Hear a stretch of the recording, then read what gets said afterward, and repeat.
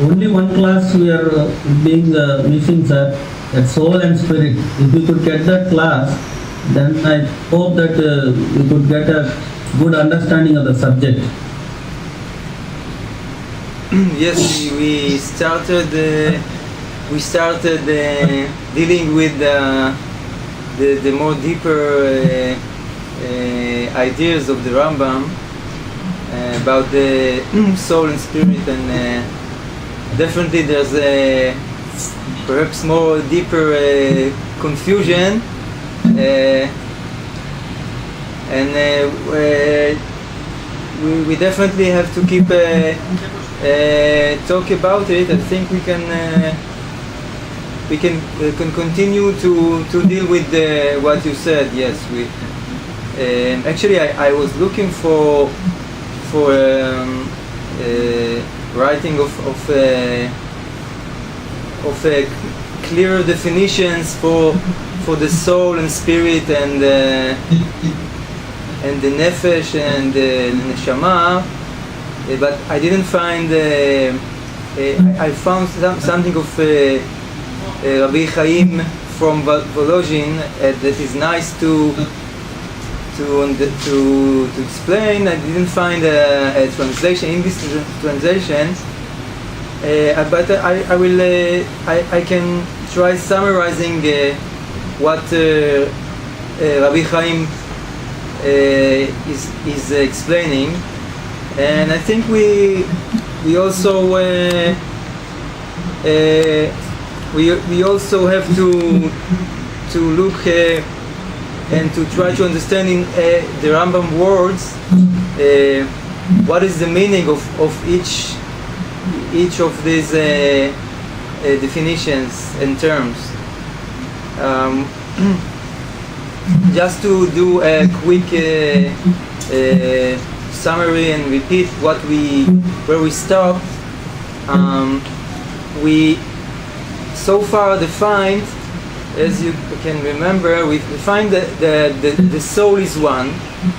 I may have to say perhaps the basic soul, or the simple soul, right? Because we saw it's not exactly the thing, and we saw that the soul is one. It has 5 faculties, 5 actions, and where the higher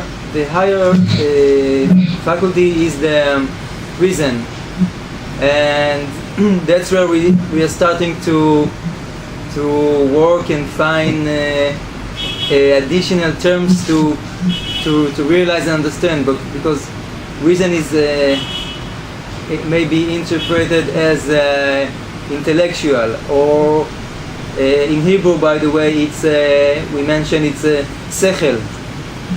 And so sechel may be also referred to intellectual or logical or rational.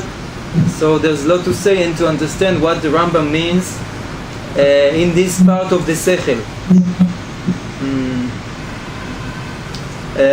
First we differentiate between the practical and the other type of the sechel, which in Hebrew is called yunim. We had problems with the translations, right? Yes, I asked a question in the rabbinic forum of any suggestions and recommendations for another translation, English translation. So hopefully I will get something and I will be able to send you. But we can continue and just to try to work explaining clearly the terms that needs more clearness. And so we talked about the practical, which is the simpler part of the sechel, of the reason, which has two variants, two types. the pragmatical, and the one of we called it professional. And that's the Rambam kind of put it aside, and he is more focused in the other, which is the intellectual. If I want to literally translate the Hebrew word, so the Hebrew word is Iyuni, and I think we can say that Iyuni is a close study, like a deeper study, close study.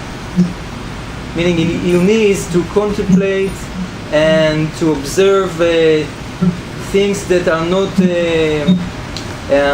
not necessarily physical, not things that are in the perception of the senses, right? It's the higher level of understanding, and that's what I think I want to talk about today. What is this higher level? And because we explained that although the nefesh, the soul, is one, it actually has a second layer, right? Second layer or second level, which is our goal and our purpose to attain.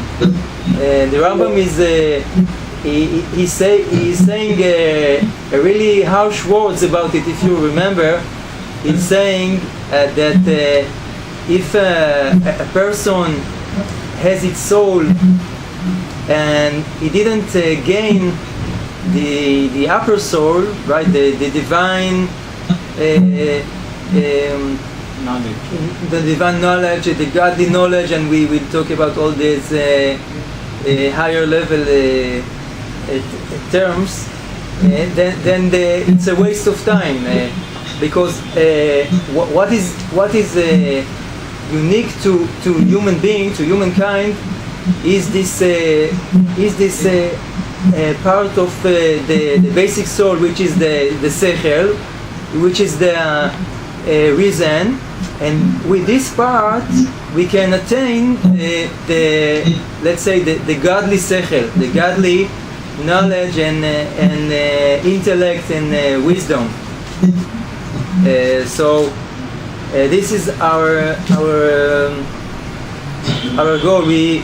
We had a parable about the car. It will be good to recall the parables we talked about.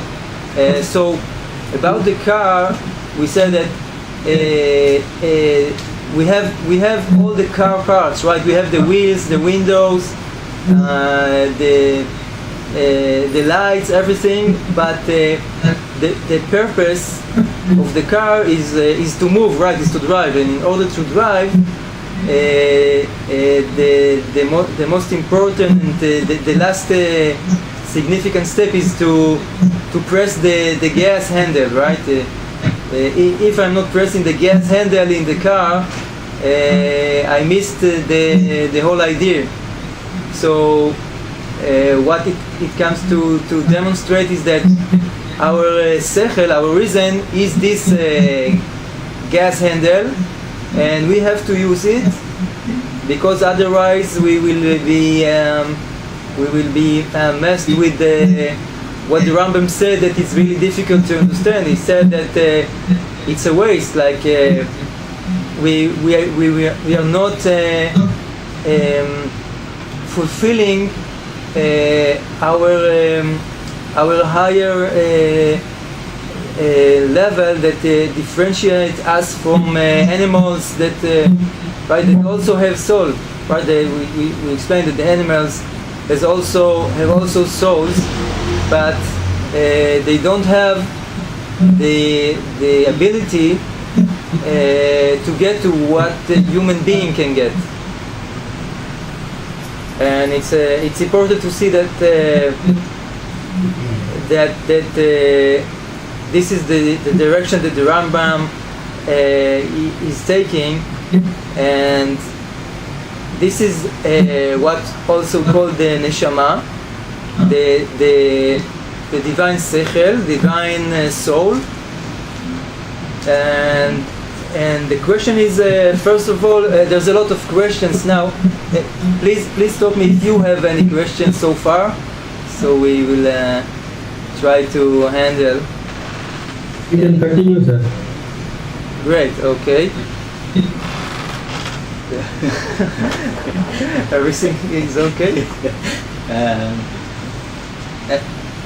ఆ నిమిషాలు Sure, please. No problem. నాకు ఒక ప్రశ్న ఉంది. ఇప్పుడు దాకా చెప్పిన నెఫెష్ గురించి మాట్లాడాం కదా, రాంబామ్ గారు నెఫెష్ అంటే అర్థం ఏంటనే చెప్పారు. నెఫెష్ అనేది బాడీలో ఉంటుందా, బాడీతో కలిసి అది ఒక పార్ట్, బాడీ ఒక పార్ట్ ఆ నెఫెష్లో, అది ఇది వేరా? అసలు బాడీ సంగతి ఏంటి?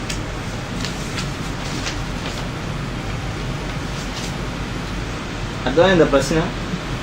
నెఫెష్ గురించి నేర్చుకున్నాం, నెఫెష్ ఫంక్షన్స్ గురించి నేర్చుకున్నాం, ఫ్యాకల్టీస్ గురించి నేర్చుకున్నాం.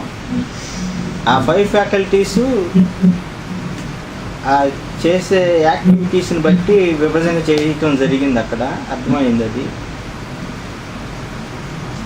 అది బాడీకి సంబంధించా, లేకపోతే బాడీ లేకపోయినా కూడా అది ఫంక్షన్స్ జరుగుతాయా?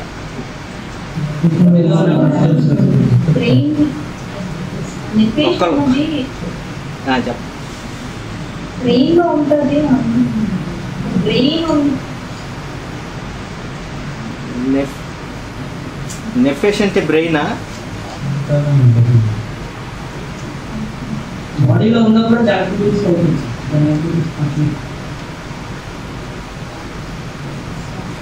అయితే బాడీ ఆ నెఫెష్లో ఒక పార్ట్ కాదనమాట.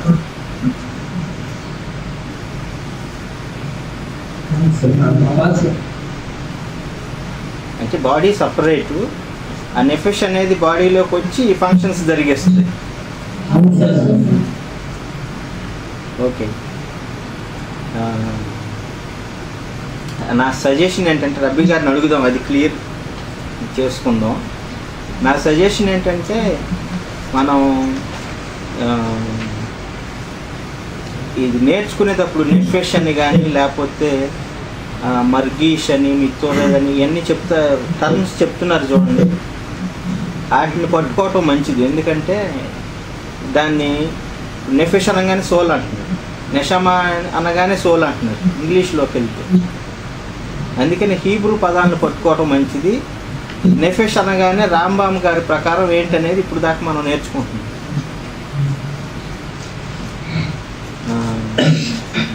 Okay, השאלה אם הנפש נמצאת בתוך הגוף או שזה הגוף הוא חלק מהנפש. כאילו אם הגוף, האם הגוף והנפש זה שני דברים שונים, או שבתוך הגוף יש נפש, או שחלק מהנפש זה גוף. Okay. Okay. I I think you asked a question that it is in the right direction of what we want to talk about. You asked whether the nefesh, the soul, is like inside the body, or is it part of the body, right? Okay, so I think we can. Body is the part of the nefesh. Yeah, is body a part of the nefesh? Okay. It's different things, two different things. Right. So we can first of all see what we learned so far. We saw that the Rambam is telling us that there are 5 actions of a one entity. That means the physical part, the nutritive, the biological, and the senses and emotions, and the sechel as well are parts of the same thing. So maybe we can call it the lower soul, the lower nefesh. So it is all one unit. Includes the body, the physical body. It is one unit. But what is interesting in what you are asking is okay. I have my soul, my nefesh, and then the Rambam is saying, very good. If you do well and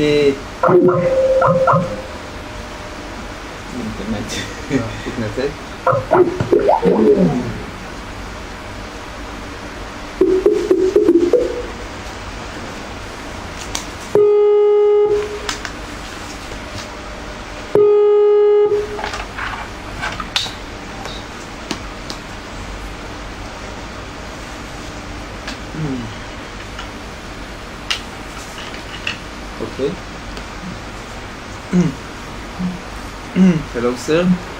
Yes, sir. Okay, very good.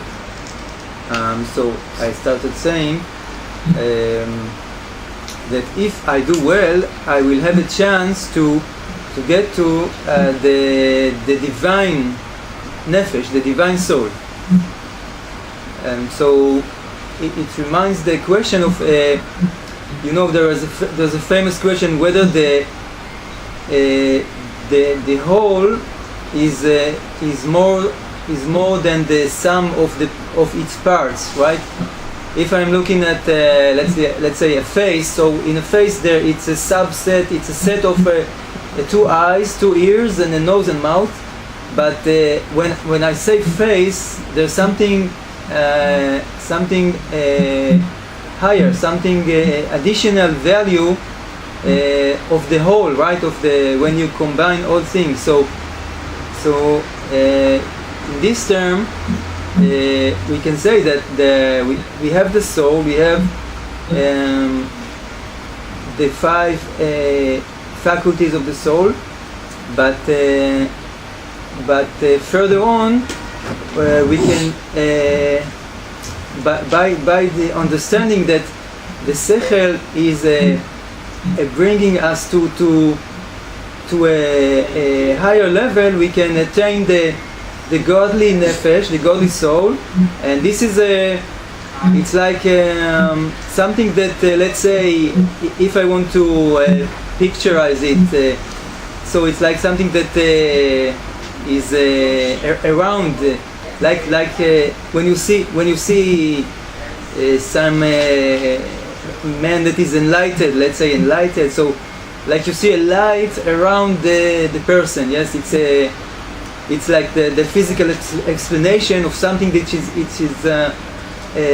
above the material, the physical world, right? You see someone, when you say I, so you don't mean I is my face, I is my head, I is my hands, right? It's something that it's a whole that is more than the sum of all its parts. So like you can say so-called the light of a man is let's say the upper soul is the light of a higher state that a person can get. Let me tell me if it makes some sense or it is still difficult. You mean to say that there is a lower soul and there is an upper soul? Is it like that? There are two souls, lower soul and upper soul? Yes, in this term, the Rambam is telling us that the basic soul, yes, it's actually two souls, because we have the basic soul as well as the animals, that they have it as well, but we learned that there is one soul. Soul has different levels. Right. Yeah. It's a different levels, because we have an ability to attain with our sechel, with our reason and intellect, to attain a higher, a divine soul. We can work with our sechel, and after we're talking about 8 chapters, which is the introduction to chapters of fathers, and that we have the purpose of being good and to know what parts of the nefesh are the parts that are dealing with good and bad. And why do we have to be good? Because we have to improve ourselves and to eventually get to prophecy, as we talked in the introduction chapter, right? You have to be with a higher ethical level to get to work with all our faculties to reach to the divine knowledge, and we cannot do it without the ethical commitment. And so now what Rambam is saying is that it is like we mentioned, it's like a matter and form. We have like we said about the clay, right? We have the clay which is raw before it was processed. This can be treated as the lower soul, and then after we work and we made a jar out of it, so we have a vessel, we have something we can use, right? And we can fill with water.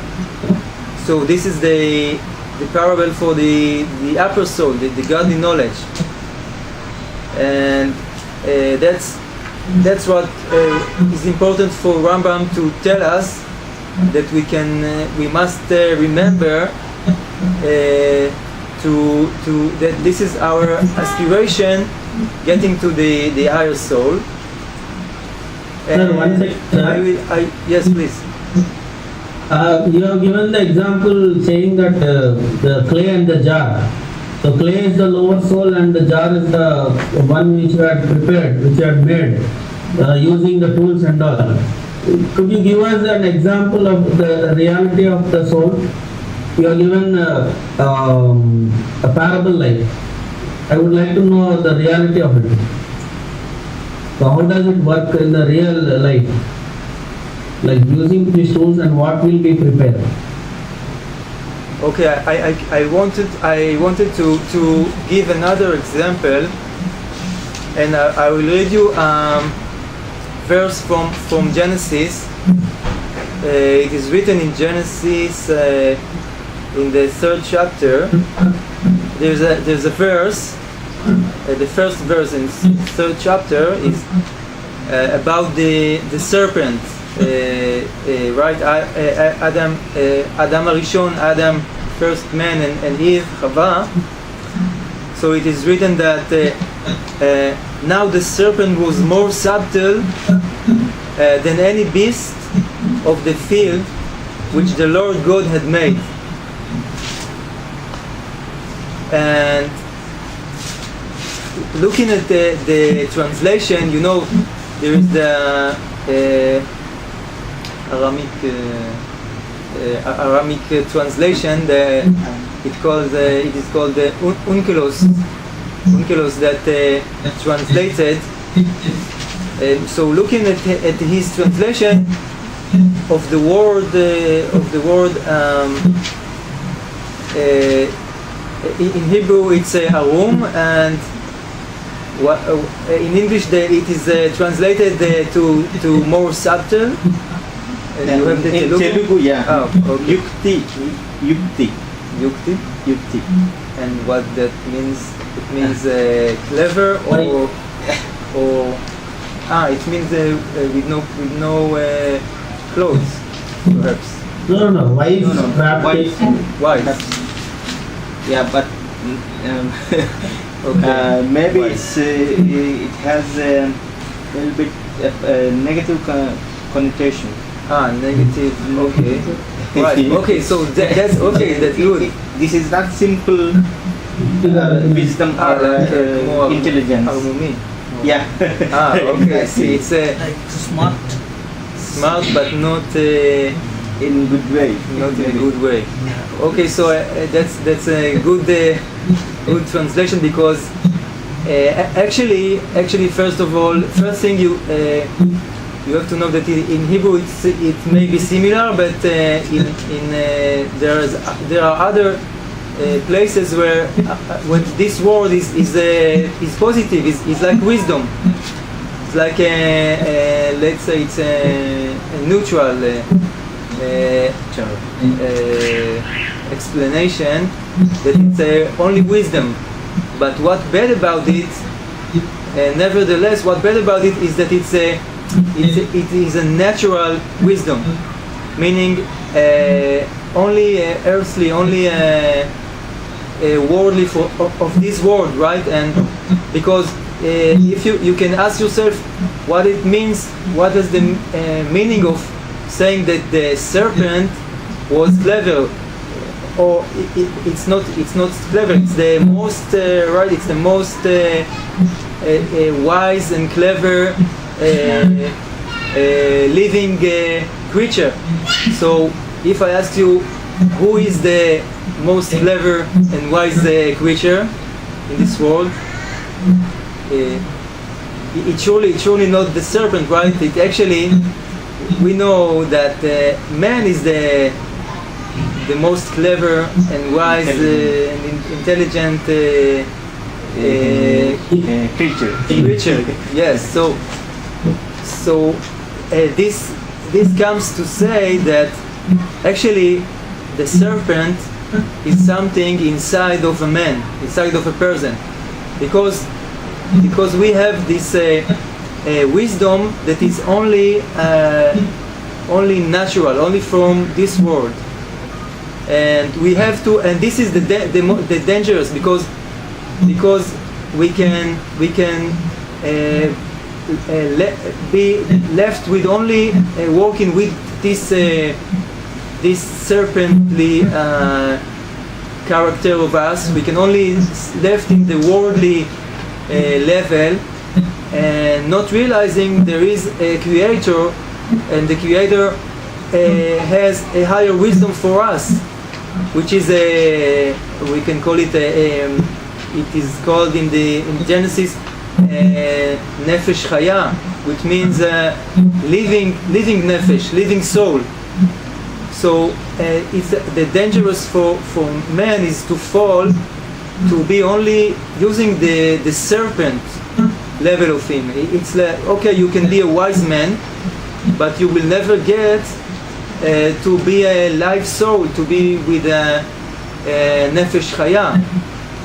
And that's why that's what makes the serpent the interpretation of a wise, of a subtle a negative one, because we want to get to realize, to have a perception of godly knowledge and to be godly as we can. So maybe this explanation makes it clearer to see that okay, a man may think that only the intellect is counted and he has to be the wisest, but it's not the thing. If you want work to improve all your being, all your parts of the lower soul, and make effort to do it in the right order, you can get to false views and to do the improper things in this world.